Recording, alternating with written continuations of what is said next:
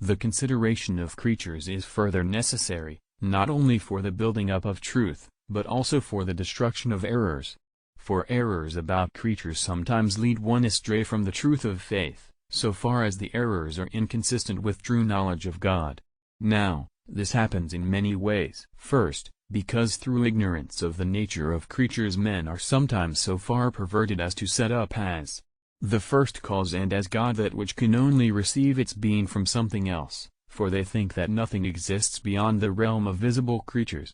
Such were those who identified God with this, that, and the other kind of body, and of these it is said, who have imagined either the fire, or the wind, or the swift air, or the circle of the stars, or the great water, or the sun and moon to be the gods. Secondly, because they attribute to certain creatures that which belongs only to God. This also results from error concerning creatures. For what is incompatible with a thing's nature is not ascribed to it except through ignorance of its nature, as if man were said to have 3 feet. Now, what belongs solely to God is incompatible with the nature of a created thing, just as that which is exclusively man's is incompatible with another thing's nature. Thus, it is from ignorance of the creature's nature that the aforesaid error arises. And against this error it is said, they gave the incommunicable name to stones and wood. Into this error fell those who attribute the creation of things, or knowledge of the future, or the working of miracles to causes other than God. Thirdly, because through ignorance of the creature's nature something is subtracted from God's power in its working upon creatures.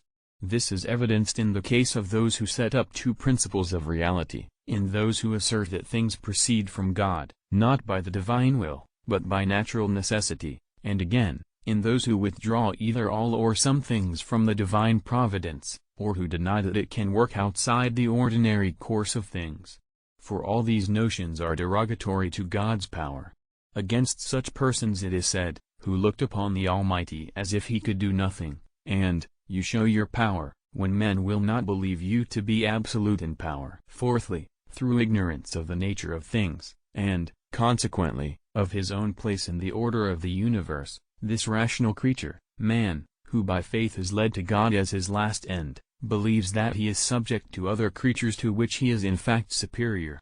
Such is evidently the case with those who subject human wills to the stars, and against these it is said, be not afraid of the signs of heaven, which the heathens fear, and this is likewise true of those who think that angels are the creators of souls, that human souls are mortal, and, generally, of persons who hold any similar views derogatory to the dignity of man. It is, therefore, evident that the opinion is false of those who asserted that it made no difference to the truth of the faith what anyone holds about creatures, so long as one thinks rightly about God, as Augustine tells us in his book on the origin of the soul.